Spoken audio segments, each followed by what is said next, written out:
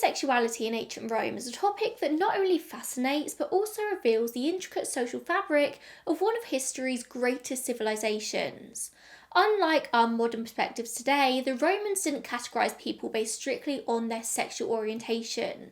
Instead, their views on same-sex relationships were deeply entwined with social status, power dynamics, and cultural norms. Like, just imagine a society where the roles in a sexual encounter mattered more than the genders.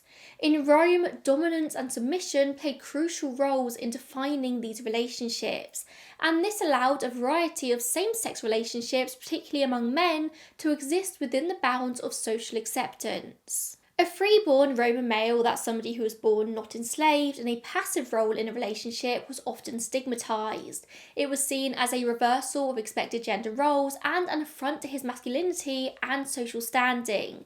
Whereas a male taking an active role in a relationship, well, that was fine for the most part.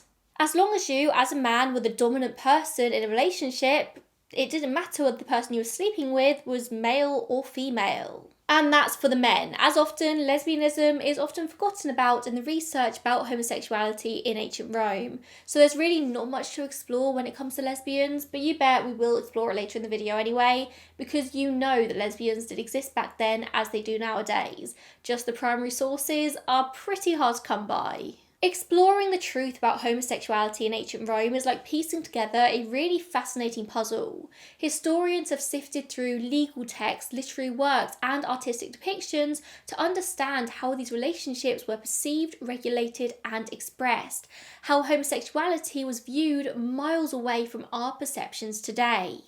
So, today we're going to delve into the historical context of same-sex relationships in ancient Rome. But first, I want to take a moment to thank our sponsor today, Audible. People always ask me how I'm able to read so much, and my honest answer is audiobooks. Like, no matter what I'm doing, whether I'm on the go, at the stables, cleaning the house, you can almost guarantee that I'm listening to something on Audible. And I want to talk to you about an incredible book that I've listened to recently. It's very apt for Pride Month. It's called We Can Be Heroes, A Survivor's Story by Paul Burston. In case you haven't already been able to guess with the subject of this video, I am a massive queer history nerd. Like, I want to learn everything I can about it. But importantly, where possible, I want to hear the stories of the people who were there at these pivotal times in our history. Paul Burston is an LGBTQ+ rights activist who came out in the 1980s and lived through the AIDS epidemic in London. He watched his friends die in front of him and he vowed never to stop fighting on their behalf. And this is his memoir, it's his story, and it was just an absolutely beautiful listen. A stark reminder that we must live every day to its fullest. It was a truly wonderful and heartbreaking listen, and I recommend it to all of you, especially if you're interested in queer history, and if you've clicked this video, I can only assume that you are interested in queer history. If you want high quality, engaging audiobooks, Audible is the only place you should be looking. They're constantly releasing new titles, podcasts, and Audible originals, and it never takes me more than just a quick search to find something new and intriguing to listen to next. You can go and listen to We Can Be Heroes or just whatever takes your fancy on Audible right now with a 30-day free trial. You'll find a link for that in the description box down below, and again, a huge thank you to Audible for sponsoring. They're one of my favourite sponsors to have, so it means a lot if you guys can go and support us. As we all know, homosexuality has been considered taboo throughout a lot of history, like perhaps never more so than during the AIDS crisis. But our modern idea of homosexuality is a relatively new thing, like the idea that it's the gender that is wrong, man and woman. In many modern Western societies, condemnation of homosexuality comes from religious ideas, misinterpretations and lines from religious texts taken out of context. But what about a world pre-Christianity, pre-Judeo-Christian religions? Although exact dates are questioned, the Roman Empire ran from around 625 BC, maybe even earlier, to 476 AD. And I know BC and AD are outdated terms now, but they make sense for my point. Ancient Rome was around way before Jesus was, or the idea of Jesus was. So their view of homosexuality wasn't influenced by Christianity or any sort of Judeo-Christian religion. Everything in an ancient Roman society was actually influenced by hierarchy. You see, society back then was divided into two groups, the patricians and the plebeians. The patricians were the wealthy, the people in power. They were descendants of the most ancient and powerful families, and they owned large amounts of land and these big, huge houses. Plebeians were the peasants living and working on the patricians' land, and it doesn't sound totally different from society today if you really think about it, but in this time there was a really strict hierarchy between the two. You married within your group, you stayed within your group. And that's not to say that sometimes you could advance upwards or even downwards, but it was incredibly rare. For the most part, you were what you were, and that was it. And even within the hierarchy, there was hierarchy. At the top of the patrician group, you'd have the emperor, so the leader, then the patrician families, then senators, then equestrians and knights, who are these wealthy property owners who chose business over politics. They were like at the bottom of the patrician group, but like they were still like nobility, not nobility. Like they were the rich, they were the higher up. Within the plebeian group, you'd have the working class, so just the men who worked for a living, working on the patricians' land, and then you'd have the freed enslaved people, who were trusted people let loose by the owners, also known as the freedmen or the libertus. And then at the very bottom of the pile were the current enslaved people, often prisoners of war, but sometimes just abandoned children owned by their masters. Enslaved people were confined to working in the house. The man of the house had the same rights and control over his slaves as they did over their wives, their children, their personal possessions.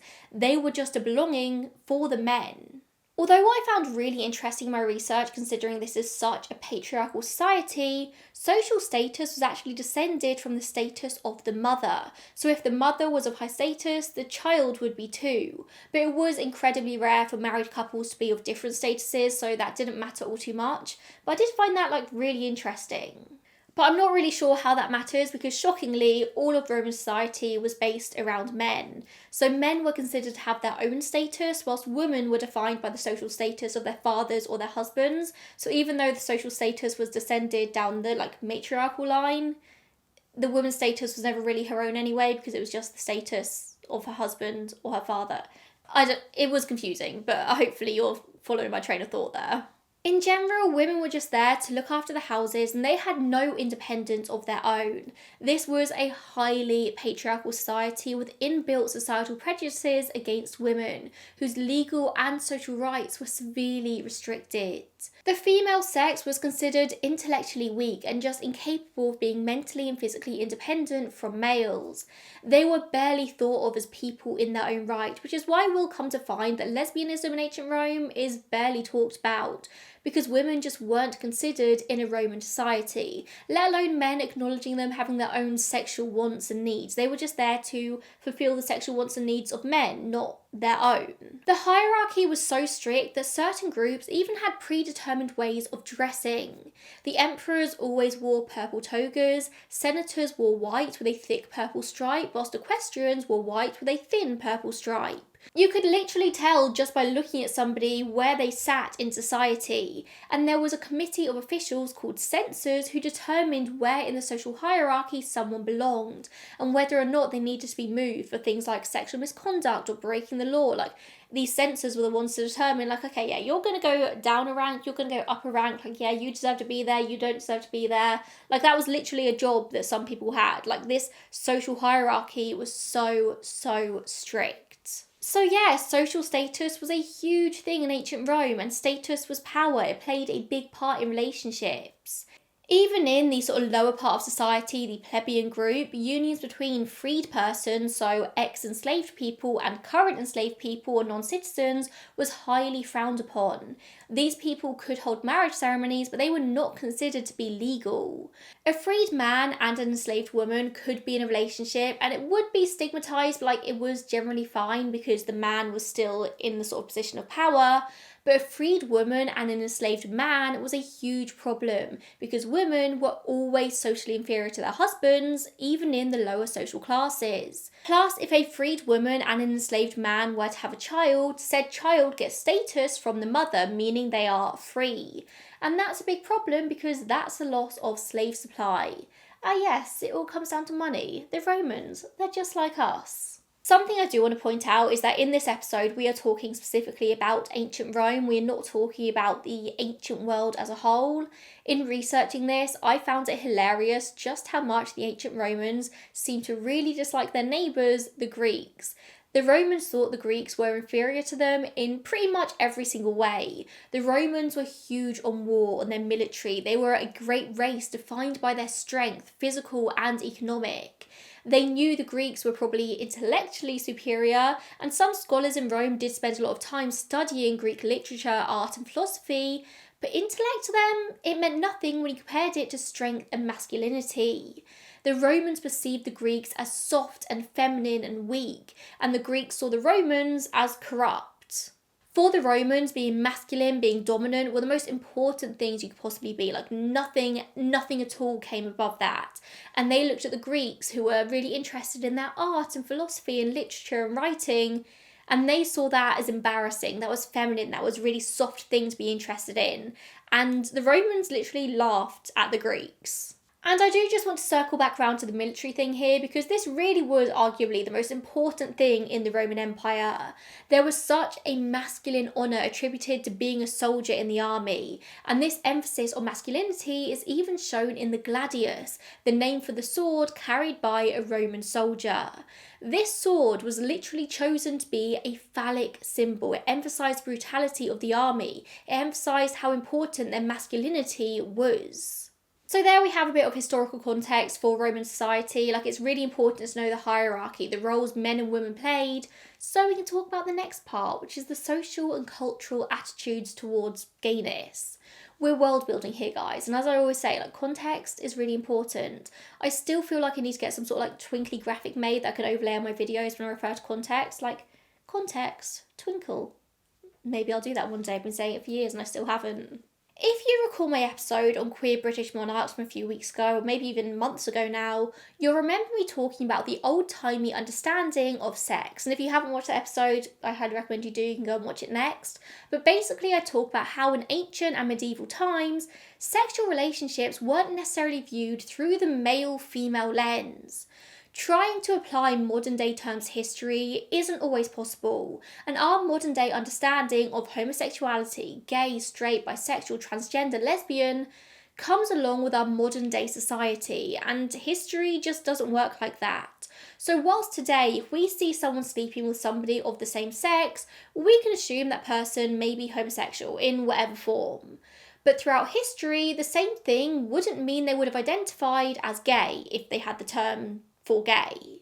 Romans didn't have specific words for homosexuality or heterosexuality. It wasn't gender that determined an acceptable sexual partner, but instead it was their social status. The whole concept of sexuality is quite a modern thing. Throughout most of history, there was only the sexual act, not the identity. For a long time, sex wasn't really seen as an act between two people. It was an act that one person did to another. You had the active and the passive person. The active person was traditionally the male and the passive was the female. So even a woman taking the active role in sexual acts, like being on top, that was considered to be sodomy. That was considered to be unnatural sex. The man, especially in ancient Rome, always had to be the dominant person, the active person. And that's kind of exactly how it was in ancient Rome. As we've already covered, masculinity was the most important thing in society. And that was entirely predicated on a man's ability to conquer, on his strength. As long as a man was the active person in a sexual encounter, the sexually dominant person, it didn't actually matter whether the passive person was male or female. However, it was considered to be very embarrassing and scandalous for a man to be the passive partner. If a higher class man was discovered to be the passive partner in sex, whether that's male or female, that was literally grounds for being dismissed from society. Like, the censors would literally demote your social status. It was the most embarrassing thing a man could be. When I was listening to We Can Be Heroes, I was actually really interested to hear that when Paul went to a sexual health clinic back in the 80s, like literally the 80s, like 40 years ago, he was asked whether he was the active or passive partner during sex. This is before the terminology of top and bottom was used. So still today, this kind of language permeates. The Oxford Dictionary definition of passive is literally accepting or allowing what happens or what others do without active response or resistance. It suggests weakness, and as we've covered extensively, being weak in Roman society is the most embarrassing thing possible. Freeborn Roman men, being men who were not born slaves, were permitted and sometimes even expected to be interested in sex with partners of both genders. Once he was married, which was always to be to a woman, a man would generally continue to maintain sexual relationships with partners outside of this marriage. The societal idea of marriage was entirely separated from sex, which is quite progressive if you think about it. I would say sex and love are different things, but I don't really think love played much of a part in Roman marriages either, to be honest, but we'll talk about that more in a little bit. But as long as a Roman man was active, the dominant role in sex, he was allowed to sleep with whoever he wanted to, and for the most part, no one would bat an eyelid. But please, do not take this to mean that the Romans were wonderfully sexually liberated. They were leaders in queer rights, because that is absolutely not the case, because the idea of consent was also not really much of a thing. If a freeborn man wanted to have sex with you as a lower class person, you didn't really have much of a choice. As a freeborn man, you could have sex with those who were considered infamia, so sex workers, enslaved people, entertainers, actors and gladiators. I was actually really shocked to learn in researching this how low gladiators came in the social hierarchy, because nowadays we think of them as these incredible warrior type people. But no, gladiators were considered to be entertainers, and that was a very lowly job. If you were infamia, infamous, you were the lowest of the low. You couldn't provide legal testimony in legal proceedings. You'd be subject to the same treatment as enslaved people. And whoever wanted to could have sex with you, and you were not really in a position to say no.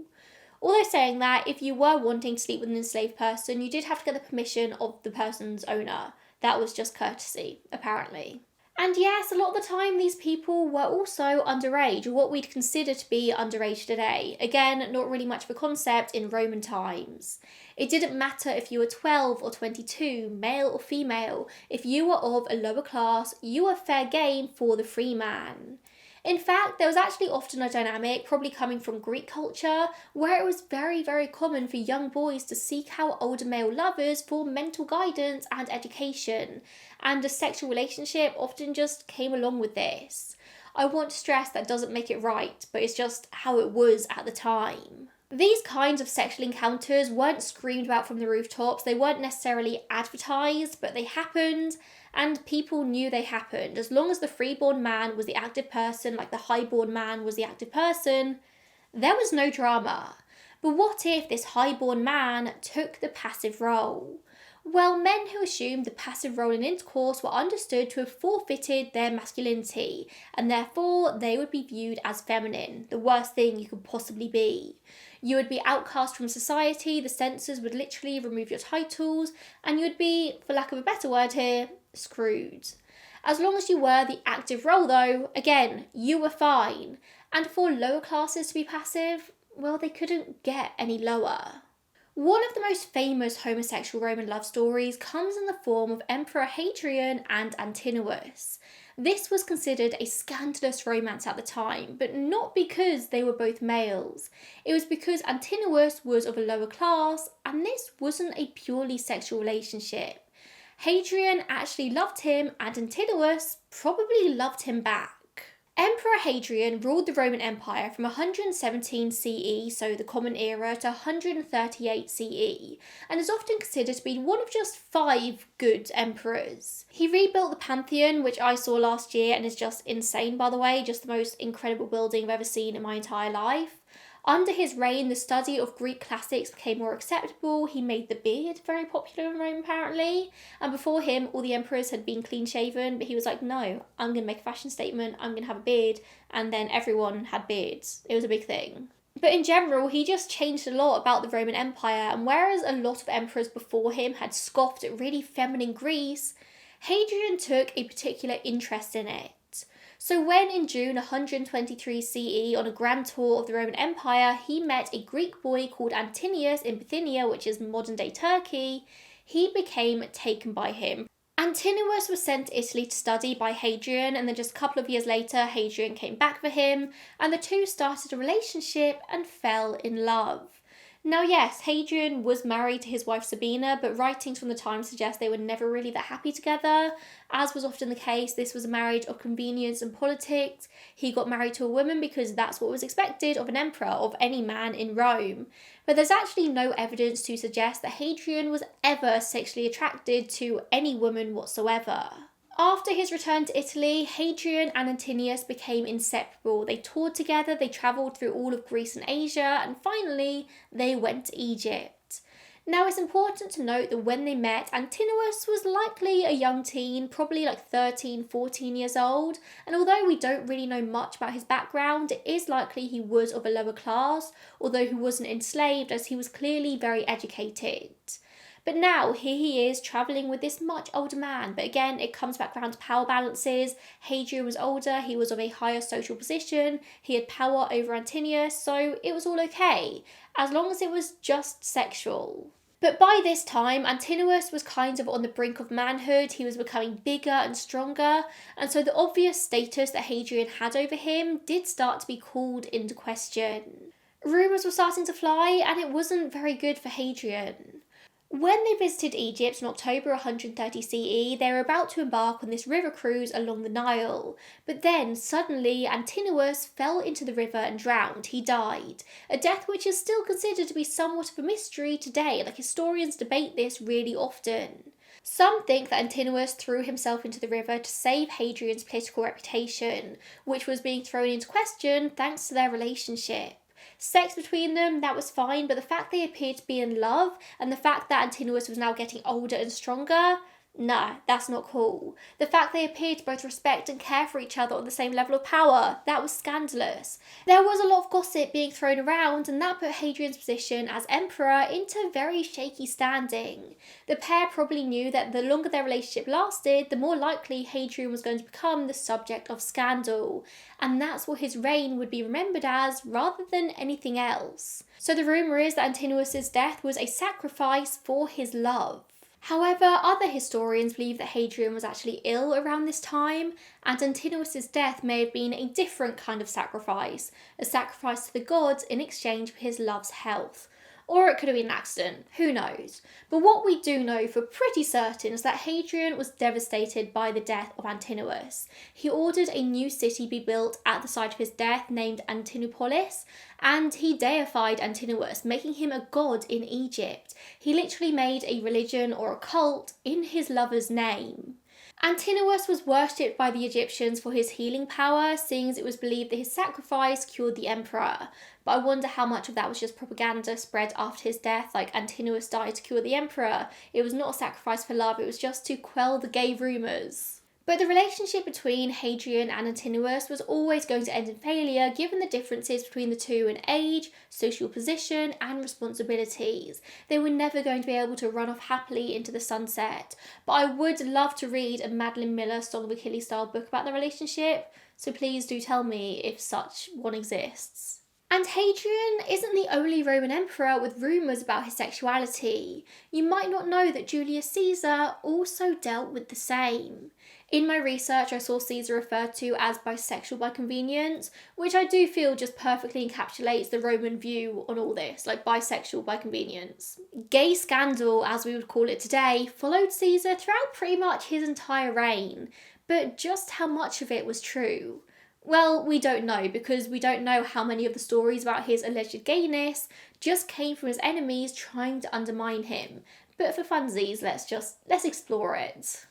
So Caesar was born in 100 BCE and lived until his assassination in 44 BCE. But around 80 BCE, so when he was about 19, 20 years old, he was serving as a young officer and he was sent to solicit military support from King Nicomedes IV of Bithynia, which is now the Turkey area.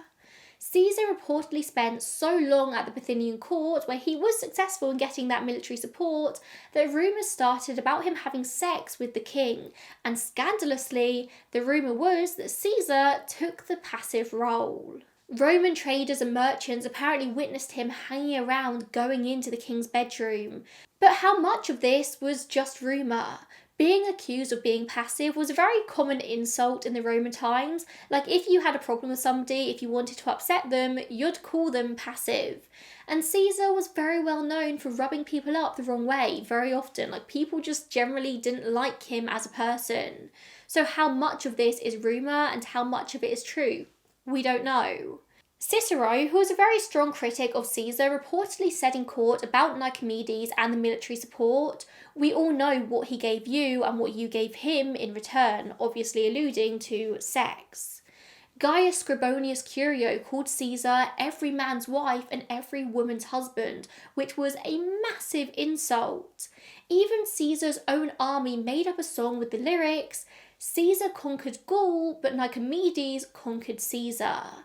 And it's not only the fact that apparently he was passive to a man, but rumours flew that he also had multiple affairs with married women, women married to fellow noble men of the same social status. So Caesar generally just seemed to have little control over his sexual urges, which was another big no-no. Like, sleeping with another man's wife was thought to be a show of being weak-willed, of being weak generally. Like, it was a big no-no. You were passive, it was feminine. No, don't do it. The affairs, the big sex drive, it was all considered to be as bad as being passive to a man. It all came under that same umbrella. Men had certain levels that they were supposed to hold themselves at, and Caesar didn't do that, at least as far as the public opinion were concerned. He was called infamia, a social status so low that they were excluded from normal protections of a Roman citizen. Like, that is such a big insult. To be called infamia, to be called passive, and to call an emperor that, like, no, you just didn't do it. But people did call Caesar that. But how much can we believe of this when this type of slander was really popular during this time, especially to discredit political opponents? Regardless, either way, it was all very bad for him. In fact, it was so bad that Caesar was forced to deny the rumours under oath, and we don't know the truth to this day. It is really interesting, isn't it? Because nowadays, when you think of the Roman Empire, you think of Julius Caesar. You think of him as this strong and masculine leader, but how much of it came on the back of propaganda after these rumours flew about him being passive? At the end of the day, he led the armies in the Gallic Wars, he defeated his greatest political rivals, he became a dictator, and power equals masculinity. So really, he came away from the rumours pretty unscathed. Had he been any less of a military powerhouse, I wonder how the story of Caesar would be much, much different today. With such scandalous rumours flying around about the emperors, the leaders of the Roman Empire, you're probably wondering what the actual laws were relating to sexuality and same-sex relationships. What were the legal consequences for different roles in same-sex acts?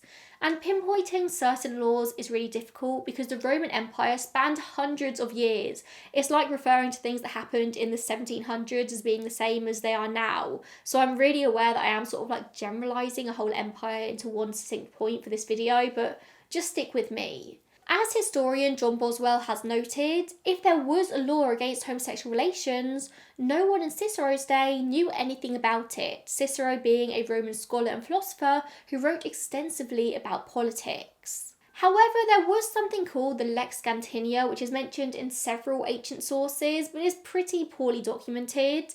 It seems to be a law that penalised sex crimes against a freeborn male minor. It also may have been used to prosecute adult male citizens who willingly took the passive role, but it didn't prohibit homosexual behaviour as a whole, as long as the passive partner was not a citizen in good standing. The main use of this law did seem to be to criticise political opponents, and it's not clear how much it was actually used, or at least how much it was used at first.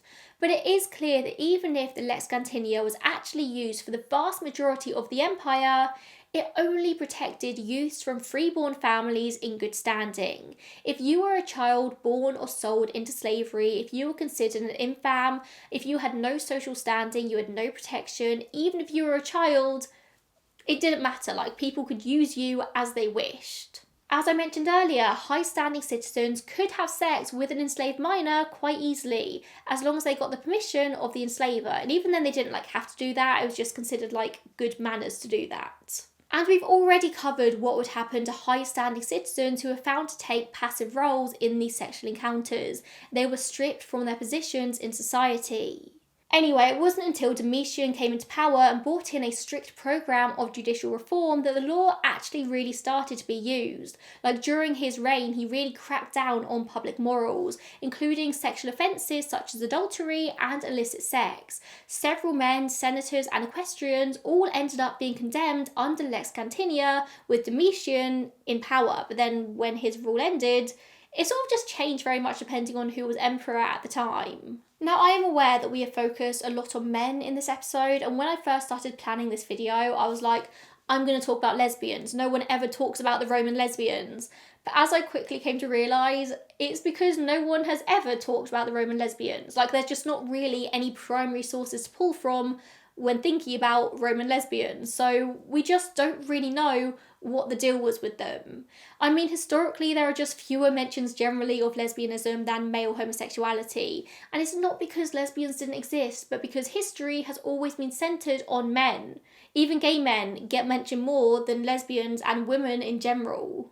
But we know that lesbians were around in this time. We know women desired women. Sappho lived from 630 to 570 BC. She was known for her beautiful poetry about women, about love.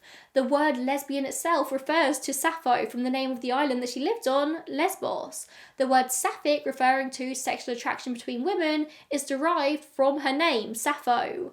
So we know that at this point in time, before this point in time, lesbians existed, women loving women existed. There is a lot of discourse over referring to Sappho as a lesbian, blah blah blah on the internet, but that's a whole video for another time. I'm not touching that here, but I know I'll probably get comments if I don't say it. I know, but for the point of this video, Sappho, lesbians, okay? The entire idea of sexuality for both Greeks and Romans, though, was extremely phallocentric, entirely focused on having a male as the active participant. Without a male, a phallus present, could anything be classed as sex? Which is hilarious because I'm sure that all lesbians have had that conversation with a straight man at some point in their lives. I know I did literally just last month. It's infuriating. This is an idea that still permeates even modern day society. Sex was believed to be an activity in which a man showed his dominance over a woman or a lesser born male. Without that, without the dominance, without the phallus, sex didn't exist, and therefore two women partaking in sexual activities wasn't something to be noted or even really thought about. It wasn't considered to be adultery. There was a Roman author called Phaedra who wrote of a scholarly belief that female same-sex relationships had to be defined by one being more masculine and the other being more feminine. So even in a lesbian relationship, there had to be the masculine and the feminine, the dominant and the submissive. Phaedra wrote about the story of Greek god Prometheus and the creation of man. He wrote, "He came back home late and drunk, veins full of nectar and on unsteady feet. Then, half asleep and with drunken confusion, he fitted the virginal part to the masculine type and added masculine members to women. So now desire is enjoyed with depraved joy." But there's been a lot of question about what he actually meant by this over the years. Some say he could have been referring to gender rather than sexuality. He's basically saying about putting a male member, so a penis, on a woman. Or perhaps he was referring to somebody who was intersex. We are grasping at straws here, trying to find lesbian representation. Weirdly enough, much like in the modern day. Where is the lesbian representation? Where is it? Please.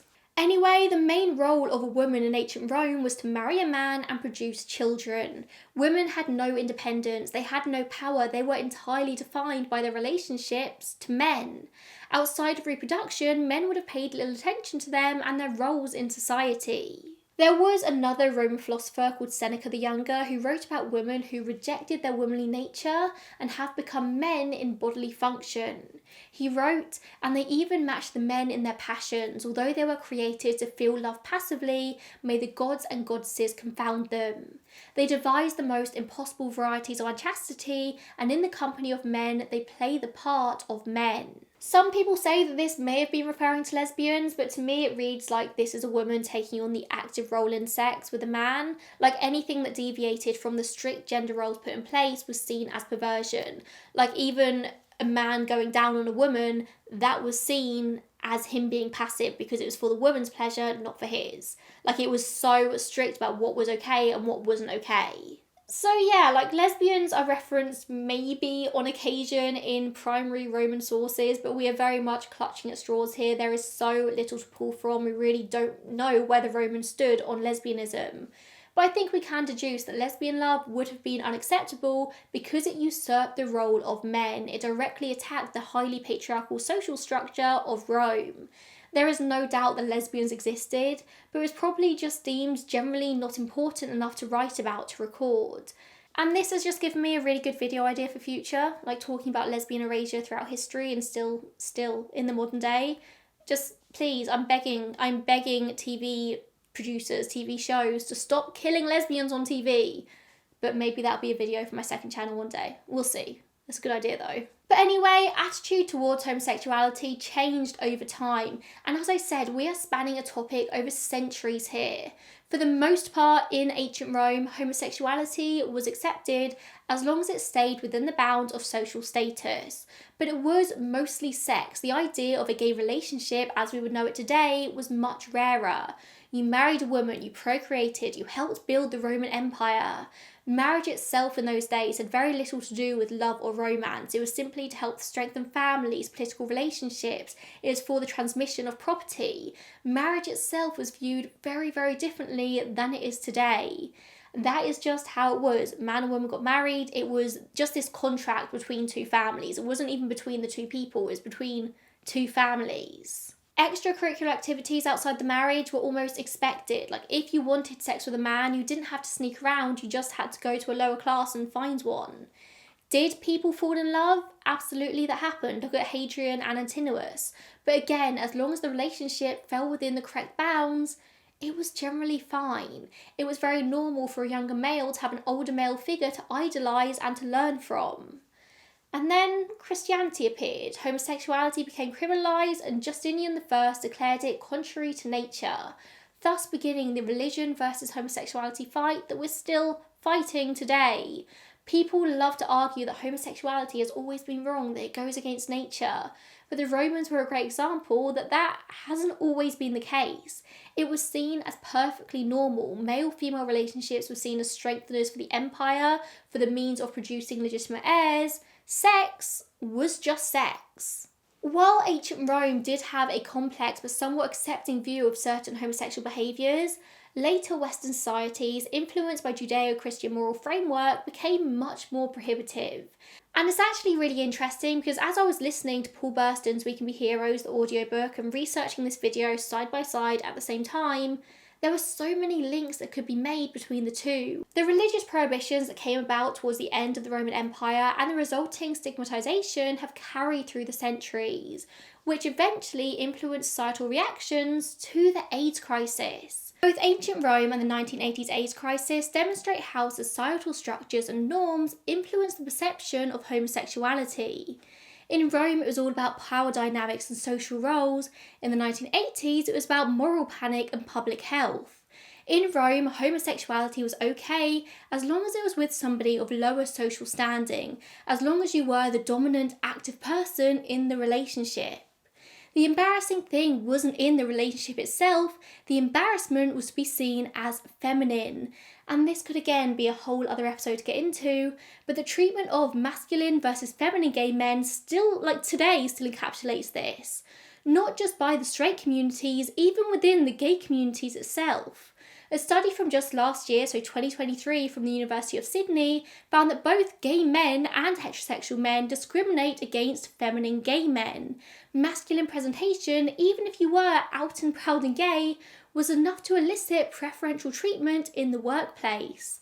Gay men using dating apps will often preface "no femmes." Again, it could be a whole video in itself, but the point is, the perceived femininity is the embarrassing thing.